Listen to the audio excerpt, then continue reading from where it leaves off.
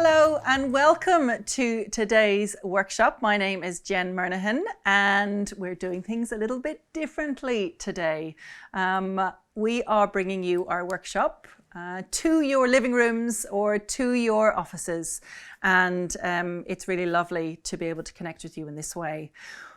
What we're going to talk about today is 2020 vision. Now, I did have a little bit of a chuckle when I was preparing this workshop, because when I originally planned it, we were having this wonderful 2020 clear vision year, and that has changed somewhat in the last month. But we will continue to provide you with as much clarity as possible, particularly around how you're going to communicate with your audiences moving forward.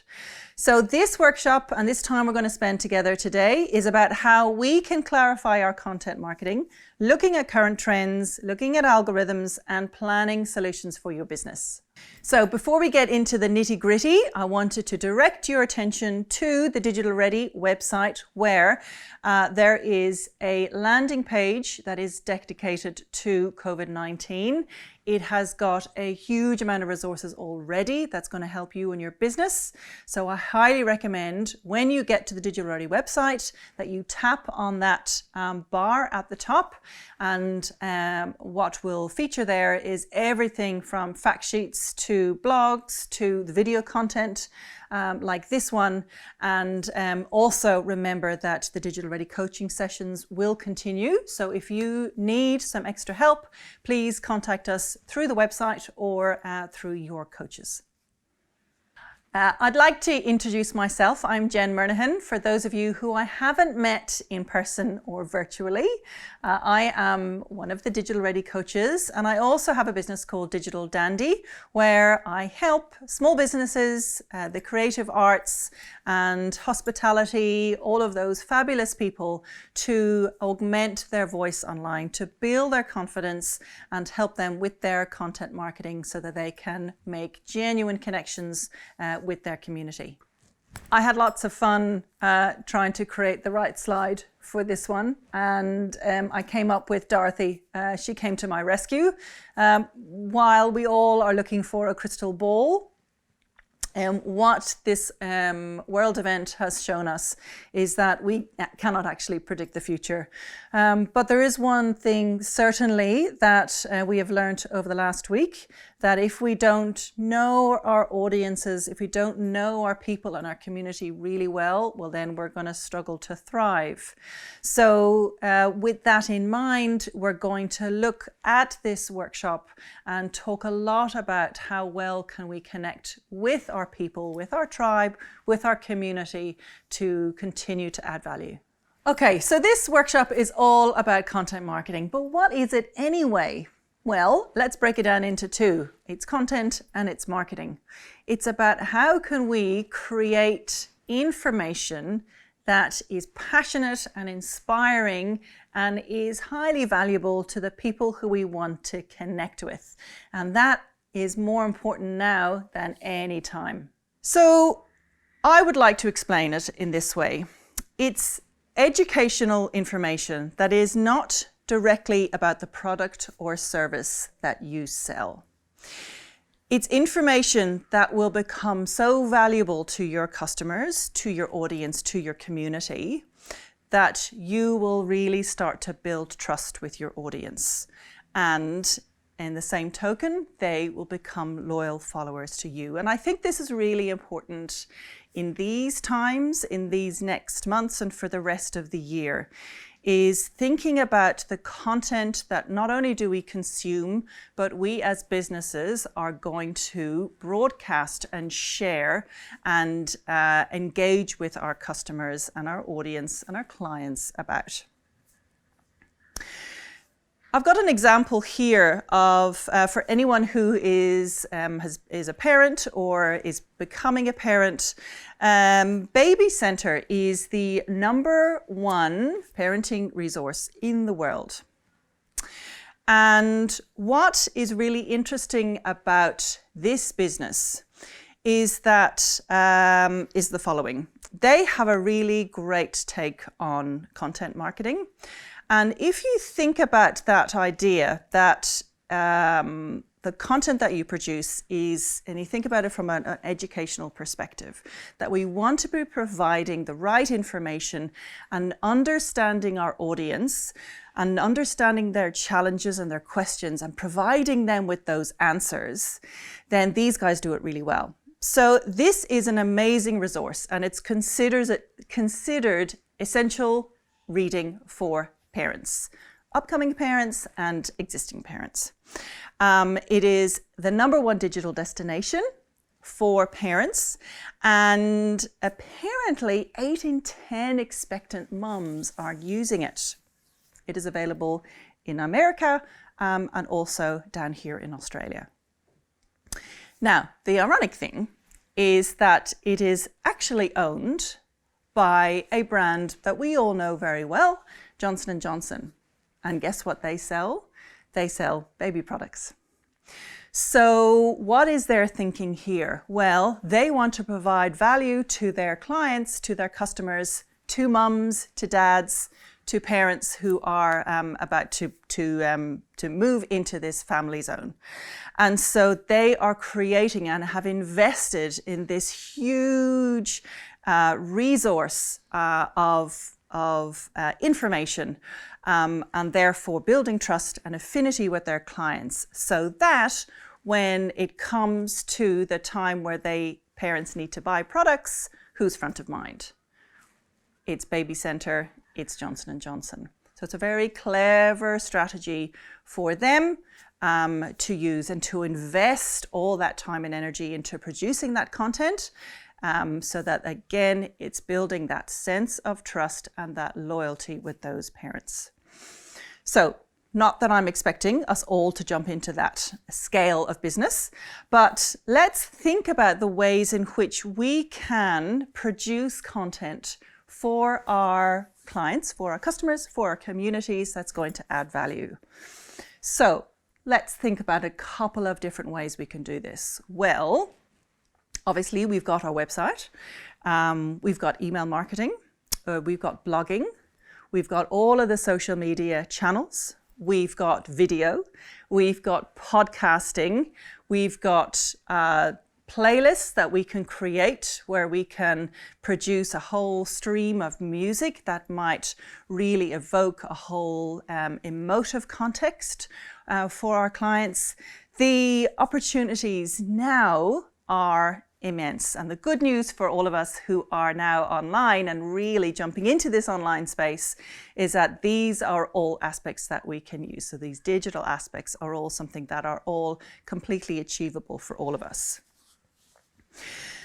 So where do we go to from here? Well, knowing what content marketing is, that it is the ability to create resources for our customers to add value, to educate and to inspire, and thinking about, well, where are all the different distribution areas in which we can share that information? Well, what's going to be our approach? This is what I would like you to think about. When we're thinking about how we're going to market our business, there has been a huge shift that we have seen over the last decade or so. When I was growing up, I remember a couple of different ads that I would see on TV that we used to always relish them coming. One were the Coca-Cola ads. 2 were the ads for Levi's. Now, I don't know if these ads came down to Australia, but certainly in Ireland, there was a series of, I think Brad Pitt might have, one of the first things he ever did was feature in one of the Levi's ads, and they would always choose a really well-known pieces of music, and they were like these short films. They were fantastic. It was influencer marketing at its earliest, and they would always be something that we would anticipate and get excited about. But what were these brands doing? They were building affinity and building trust, and of course, whenever we wanted to go and get a soft drink or we wanted to buy a pair of jeans, they were the two brands that we would go to. So they were marketing to a mass audience, particularly Coca-Cola. You know, that's why we saw all the signs. We would see the signs in King's Cross in Sydney. We would see the signs in New York City. They were appealing to everyone in that they could possibly connect to. But we're seeing a massive shift now. We need to think about how we can be more empathetic to our audiences and really start to hone into understanding and connecting with particular segments. We cannot please everyone. I think all of us know that by now. But what we can do is we can connect with people who really get what we're trying to do. And that's what we need to focus on. So a little example here is the chewing gum brand called Extra. You all know it, it's pretty well known. So there's something really nice that they've done. So, you know, gum was really popular back in the day. It still is. And they thought about, okay, well, we know that not everybody is going to be a gum chewer. So how can we connect at a deeper level with the people who like and use our brand and our product? So something that they came upon was it's kind of like, you know, how many amazing entrepreneurs wrote their notes on the back of a napkin or on the back of a beer mat, and suddenly they're all billionaires by now. Same kind of concept here with the chewing gum wrappers at Extra. They would smooth out the back of the wrapper and start to scribble. And this whole concept they brought into a marketing campaign. And what you can see here is this gorgeous little story of a couple who have just got engaged. And what their tagline was give extra, get extra. So a beautiful emotive concept that looks at something, an intimate situation, using art and creativity to spread a message that warms your heart. This was obviously very effective. But, you know, it is targeting young couples. So you can think about a certain demographic, a certain age group, and it was highly effective. So this is the kind of thing that we can start thinking about when we are marketing our businesses, is understanding who we want to connect with and what is it that will really help them to connect at a deeper level to you, to the brand. We don't want to be short-term hustlers. We don't want to have a lustful pursuit for attention. That is just no longer accepted. So let's think about marketing not as a selfish act, but it's really about a community act. So what I'd like to talk to you about now is the methods of distribution that you can use to get your message across. So there's about 6 that I'm going to cover, and these are by no means exhaustive. These are ideas that you can use. It's really important that we're all informed about what is available, and then you go away and you think, okay, well, this is something I'd like to give a try, or maybe this is not something I'm ready for yet, but I could look at this in 6 months to a year's time. So again, it's about providing you with what's on offer, and again, remember that the resources in the Digital Ready website expand on all of these topics in a lot more detail. So to get started, one of the big hits of the year and of 2019 is podcasting. I'm sure a lot of you are already following lots of people who are creating these fantastic programs, and it's anything from cooking shows to business tips, to philosophy, to music, to wonderful interviews, to the creative arts. It's really exciting what is available to us. And if this is something that is of interest to you, then why not give it a go? It is relatively easy to develop. There's a couple of key pieces of equipment that you need in order to get the audio at a crisp quality. But, think about, well, what is it that you know that you have value in? And maybe you could communicate that out in this mode of distribution. And collaborate with some of your colleagues, collaborate with some of the people in your industry, and you could create something absolutely fantastic for your audience. More on that on the Digital Ready website. The second idea is around conversations and engagement.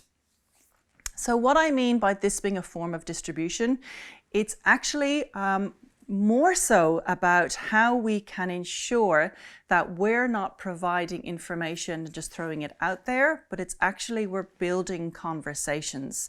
So across any mode where we are touch points, where we are connecting with people, don't forget how important it is that we not only publish content, but we are listening and creating conversations, because that's how you build a relationship with your audience, more so now than ever. The third item is your data. So while this is an indirect method of distribution, it's incredibly valuable. Your Google Analytics through to your Facebook advertising insights and your Instagram insights, it's all there for you. If you want to get your audience more, you got to look behind the scenes, because there is so much information out there that's incredibly valuable. So don't be afraid to open up those buttons and take a look at what's inside. Again, there's so many guides that we have available to you to show you how to interpret what that data means. The fourth option is our mobile devices. So what we have in our hand is an incredible method of distribution. We have so many apps on our phones now that we can tap into. So really highlighting all of the social media channels that we have available and making sure that the social media channels that you choose are the right ones for your audience. I'm not expecting or advising you to suddenly go out into every single social media channel there is. This is a great opportunity for you to really think and maybe audit and review. Is my audience on this channel? Is it the right channel for me? Or is there an opportunity for me to look and test out another channel that I might be able to reach a new audience in? The fifth method of distribution is video and live streaming. Now, it has become so much easier with the development of our mobile devices to be able to capture video by ourselves. So for those of us who are brave and can put that phone in front of their faces and talk to camera, believe you me, it took me a while, but now I just do it without even thinking. It's not something I started off being comfortable with, but knowing that I was able to provide value gave me the encouragement and the courage to continue. So I really highly recommend that you do. But do think about the kind of content that you want to produce and make sure that it is going to be genuinely valuable to your audience. Whether or not it's doing the video selfie or setting up a situation like we're doing today, there's a couple of simple things that you can do to make sure that the viewing is of a decent quality. The great thing is that our devices that we have in our pockets or in our bags are all of exceptional quality. So if we make sure that we don't shake our hand, or we can prop it up with some books, or on a table, and we have some decent lighting, whether it's natural or if you've got any artificial lighting, it's all doable. So I just really encourage you to give it a go, because I have seen so many cases, even over the last 2 weeks, where when people produce content on video, the connection just absolutely skyrockets. So I would highly recommend that you give it a shot. Live streaming as well is another hugely popular, and certainly in the last 5 days, I've seen a massive spike in live streaming. I'm sure you guys have too. From YouTube to Facebook to Instagram, everybody's live streaming. So you can see fantastic chefs creating dishes from their kitchens to beautiful storytellers giving inspiration to younger audiences on what to do while they're staying at home. So the opportunities are there. And again, if it is something that you feel that you can do some great work in, I highly recommend you practice and see. I reckon we're going to have some rising stars in the next 12 months of all these people who may not necessarily have thought about this beforehand, but are now going to try, and we're going to get some really great viewing. The final method of distribution, and again, this list is not exhaustive, is the whole artificial intelligence area. Voice search and smart devices. This whole trend is going to continue from anything where we're seeing filters on our stories right through to how our voice is interpreted through Siri and through Alexa. That will continue to develop and grow. Maybe it's not something that you're going to jump into right now, but I think it's really important that we are aware of how that is going to impact our lives. So if that is something that is of interest to you, certainly you can explore that even further. But getting back into a little bit of what we can do right now. This is going to be your first opportunity to start scribble down some ideas for your business. What we want to do, knowing that there are all these different methods of distribution that are available, knowing that the trend towards really great content is going to absolutely escalate, and thinking about who we want to connect with. This is a very simple table that we've created that hopefully will start to get your brains ticking. So to get started, what I would highly recommend is that you, even on a sheet of paper, just scribble out this table. And what we have created is 4 columns.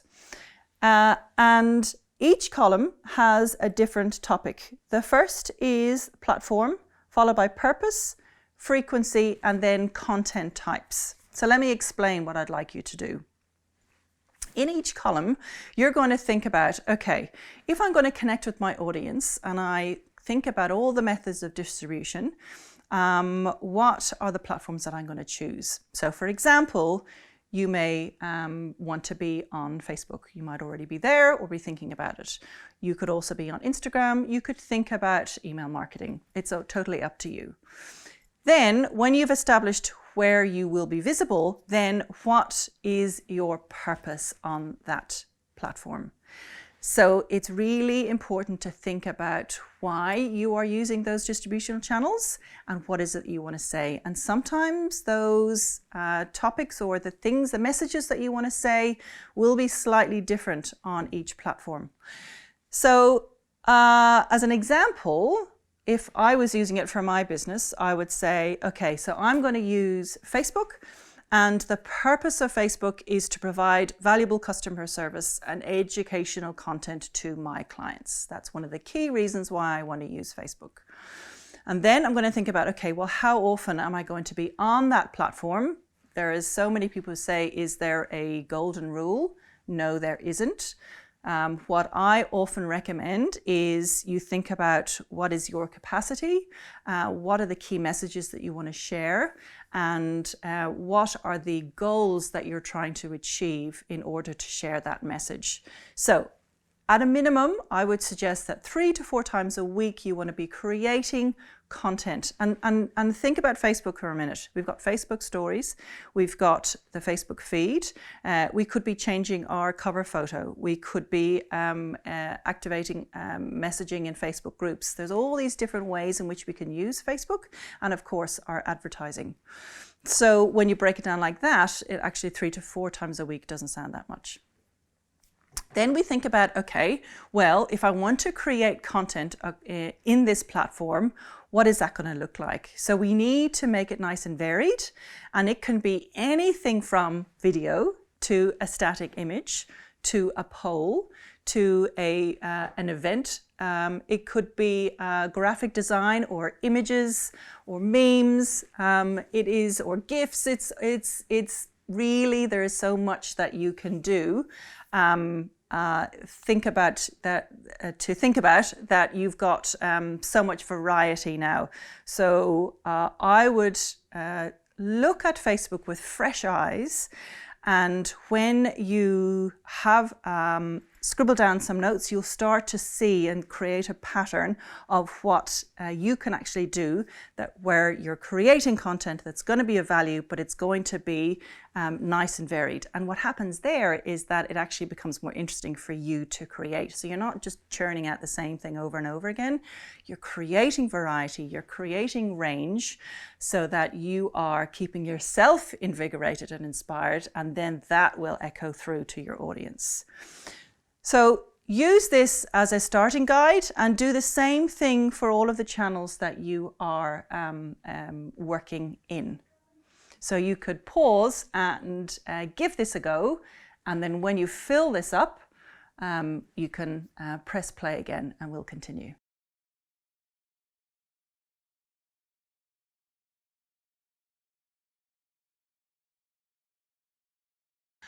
Okay, now that you know what platforms you're on, why you're on those platforms, what you're going to be saying on those platforms, or what kind of content types that you will create, let's look at how you can be more effective. So I couldn't resist this lovely image. It is 2 girls who are sitting in a very casual, happy place, and they are connecting. So they are eye to eye, having a happy conversation, but they are absolutely connected. So this is really what we want to try and achieve when we are focusing on our customers. So if we just think about connecting on social media for a minute with this image in mind, okay? How do we want people to feel when we are spreading our message? So every single piece of content that we create, those pieces of content need to make a difference. So we're not going to put anything up for the sake of it. There has to be a reason why we create content. So I want you to think about all of those messages that you have that you need to get out there, and you can start jotting them down. We want to be interactive with our audience. So I mentioned before that we're not a broadcasting channel. We as businesses are using these platforms to reach our audience, who we don't necessarily have the opportunity to reach face to face at the moment, but we have this platform where we can continue that conversation and that communication and that value, and also listen to what they have to say. And it is just such an amazing research tool for all of us. You know, we can put up a post about a product. We can ask a question about a product. What do you think? Red or blue? And our audience is going to come back with what they think works the best. And, you know, money can't buy that kind of research. So be interactive with your audience. And this is where we can get a little bit creative with that concept. Then we need to be timely. So what do I mean by that? Well, it's twofold. One, we need to make sure that we're using our time efficiently. And secondly, we are connecting with our audiences at a time when they are most likely to be online. What will probably happen is that everybody will be online a lot more, but this is where your insights come in really handily, is knowing when your audience is really using their devices, so that you can jump into that conversation in those times when they are most likely to be consuming information. But if I just hop back again to how we can be more efficient, what you're doing now and having the time invested in planning, in learning, in understanding some best practices, that is going to put you in good stead to use your time more wisely. Because when we know what we're doing and we become more efficient with our thought process and we think about our content marketing as a plan, we can actually create more consistent content, we can create more effective content, and ultimately we can connect in a more authentic way with our audiences. And the third idea I have for you is that you can look at how to build your affinity score. Now, what do I mean by that? Well, affinity means this. It's about knowing your audience. And I know I keep on saying that, but it's because it's so important. It's how can you understand the passions, the excitement, the success, the challenges, the problems, the pains of your audience, so that you know them so well that the content that you share, it's like your audience will go, is she talking to me? And we've had that so many times in that experience of our as we consume social media. So the people who do it well, it feels like, wow, they're talking to me. So that's why looking at your insights, asking questions, really listening to what your audience is saying and what they're talking about with each other, that's going to really help you to build a content plan that is legitimately right for your audience. So building your affinity score, that's a tactic whereby you will not necessarily be able to create content that's going to absolutely nail it every time. That's unrealistic. It's thinking about, okay, well, maybe in every 6th post on Instagram, I want to really, this is my affinity piece of content. So every 6th post that I'm going to share, it's going to deeply connect with my audience so that I will get the engagement that I'm looking for, that I can start seeing conversations unfold, that I can jump into, that other people will start conversing with each other. And then what happens is that the algorithm will just allow you to rise. And if you got something really valuable, you can say in the next post, it means that all ears are listening. It's a little trick around how to build your affinity score. So you can, don't expect, if you're going to rate yourself, that you're going to have content that is going to work every single time. Maybe think about, okay, maybe every 9th post or every 6th post, I'm going to make sure that in my schedule, this one is going to be the real doozy. Okay. How well do you know your people? We may think that we know them really well, or we may think, oh, well, we're just open to everyone. Well, if that is the case, that's the mass marketing tactic that is not really working as well anymore. So let's think about our empathy marketing approach, and let's think about how can we get to know our audiences more. This is an example of some of the audiences that I connect with. While it's not the full breadth, it's pretty close to who I'm connecting with in my work. And yes, there are 6 segments here, but let me just explain to you how they work and how I'm using them. So how I approach it is segmenting my audiences. And I know that a lot of my audience are women. So you can see here that there are women in a large percentage of these shots. We're not necessarily seeing everybody's faces, but we're also seeing their hands and some movement. And that means that I have people in my networks who are in hospitality and entertainment. There are people who are in the slow living and the mindful yoga space. There are people who are in the active space, who are mountain bikers or who are highly active and athletic. I've got people in the festival and the inclusive space, those who love the outdoors and those who are creative a little shot of a potter in the bottom right.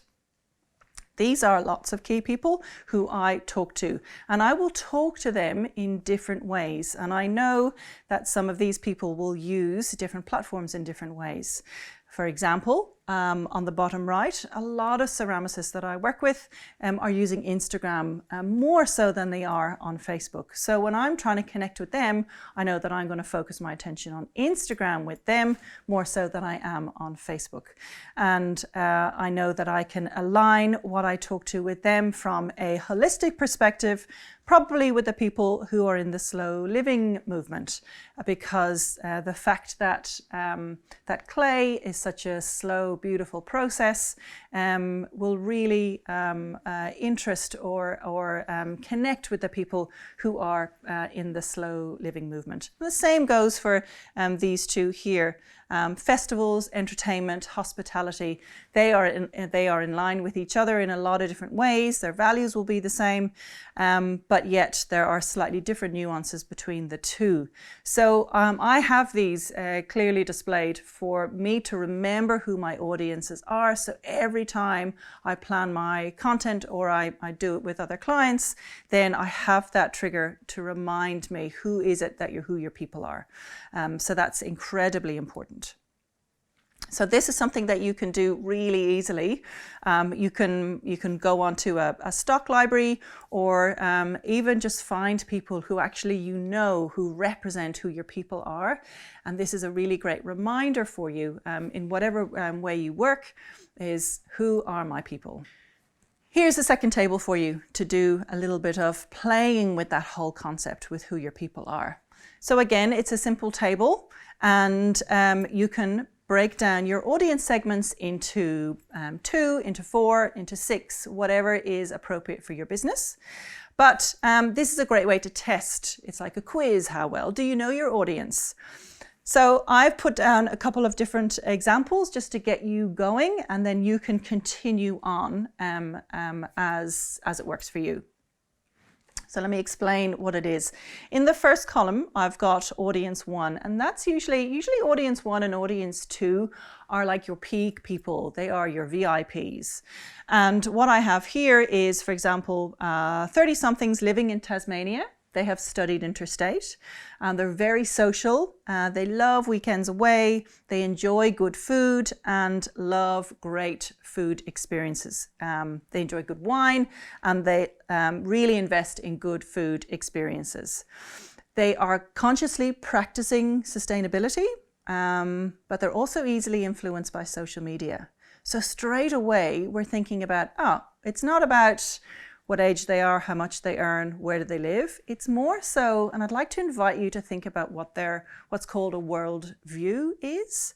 And this is like, well, who are they as people? What are their values? And how can I connect with them? How can we align ourselves with those values, so that when we're creating content and we know that there are 4 key areas, I can provide value about, for example, if they're easily influenced by social media, well, how can they consume? What's the best practice for consuming social media, for example? Time efficiencies on social media, and how to be mindful of what you're consuming. We can think about if they're really into good wine and they're really into a great food experiences, well, and they're in Tasmania, well, how can I share some of the work that I've done that's going to really pique their interests? And then, of course, share the collaborations that I've had with clients along the way. Second audience is yoga teachers. So anywhere between 20 and 40. They're at the moment looking at turning their practice into a career, and they're wanting to increase their teaching hours. They're heavily involved in the slow living movement, but they're lacking confidence with their self-promotion. So straight away, I've kind of created this character. And this is from years of experience of really getting to know and starting to understand, well, what are the common denominators between all these people? And I can capture this. And then when I'm talking to them, I know where their challenges are, and I know where I can provide value. So this is where you pause for the second time and start to think about creating the characters of your audiences, and in a slightly different approach, think about their values, think about what they find difficult, think about what they really relish and they're really strong and passionate about. And of course, we got to think about in these times is that how can we connect with them in a way that it's going to be valuable and sensitive, so that we are continuing to provide the information that they need. Okay, now you've got some really great planning in place. And if you haven't done it, I highly recommend you spend 15-20 minutes on those 2 tables and really just take a step back and take that time to review and audit what you're doing, and go and look at those insights and see who your audiences are, and whether or not those audiences align with who you think your audiences should be. That's a really good piece of advice.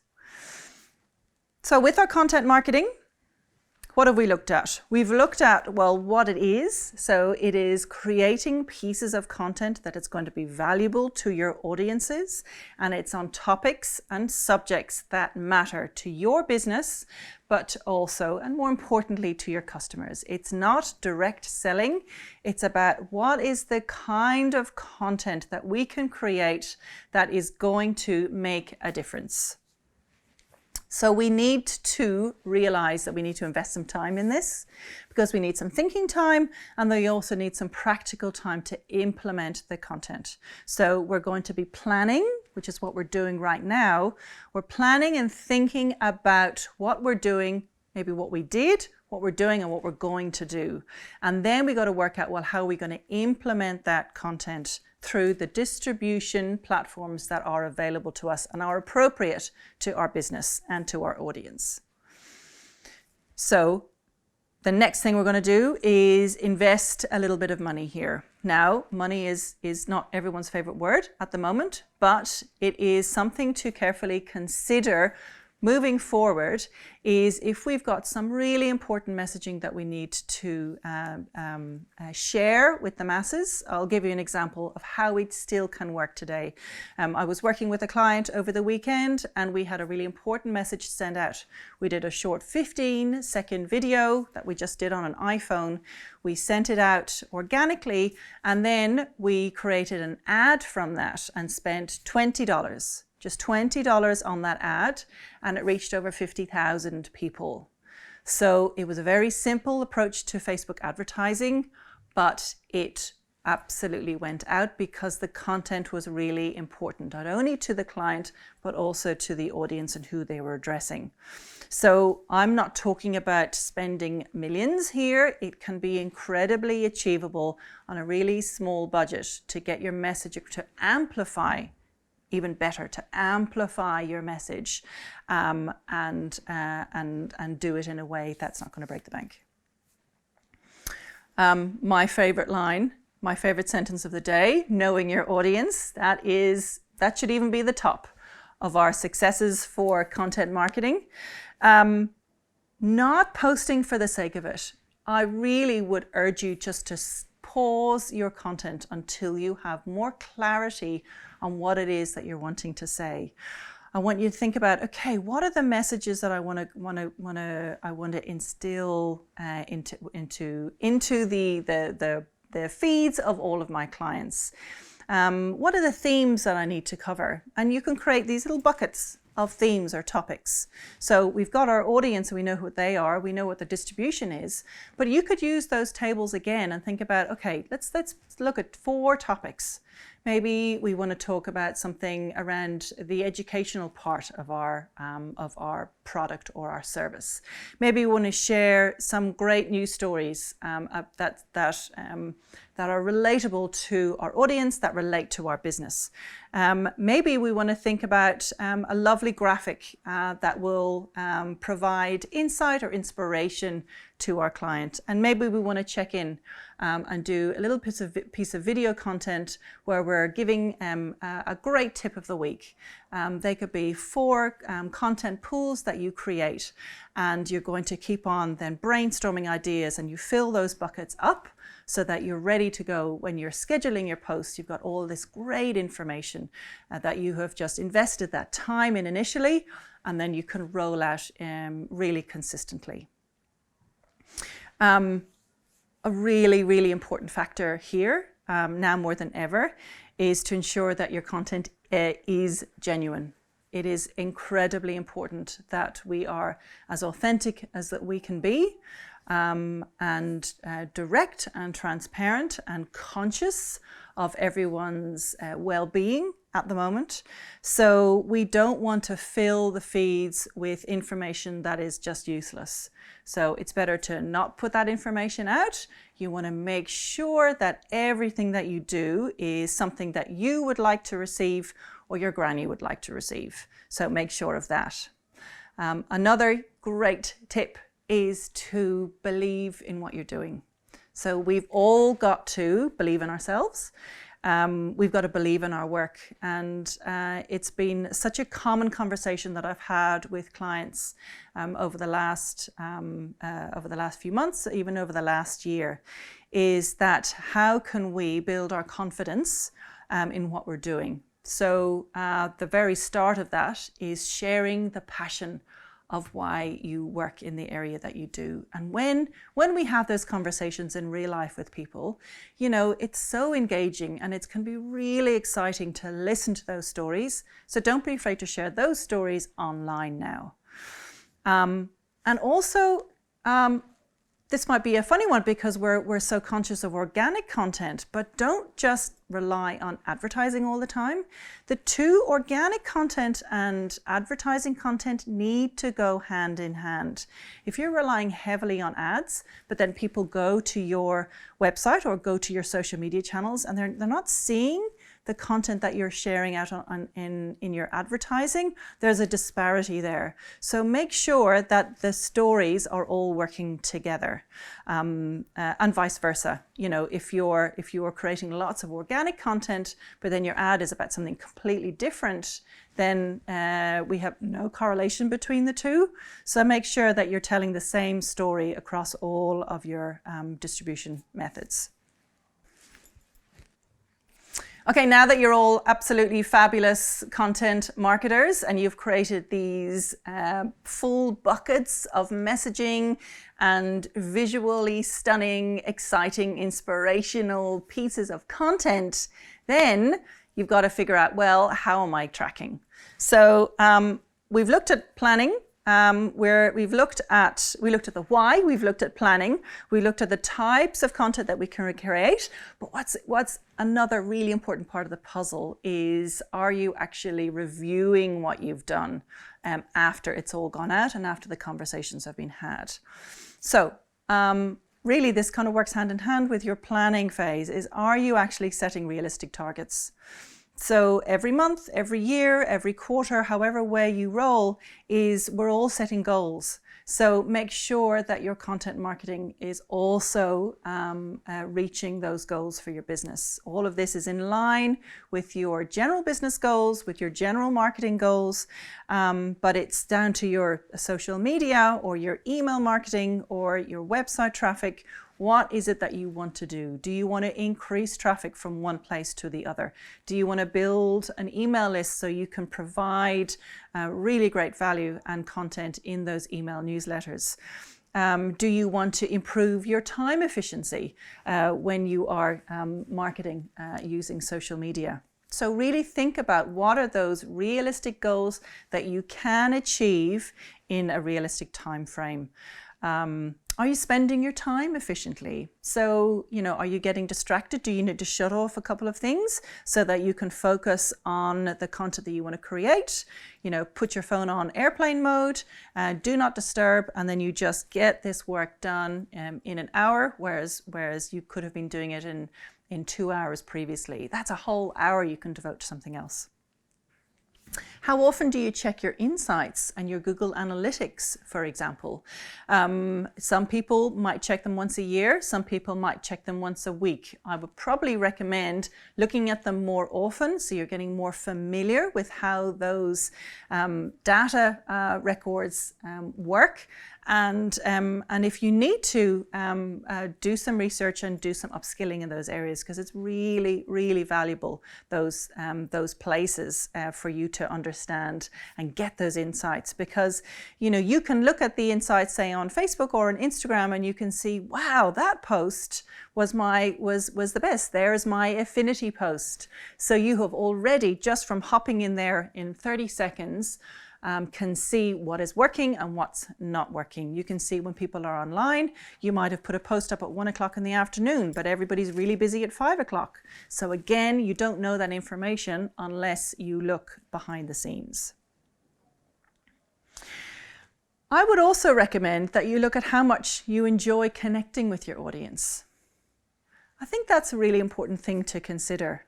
How much are you enjoying putting this content together? How much are you enjoying conversing with people? Because genuinely, if we take it offline and we think about our face-to-face conversations, if we're not really enjoying a conversation with someone, it will become pretty apparent pretty quickly.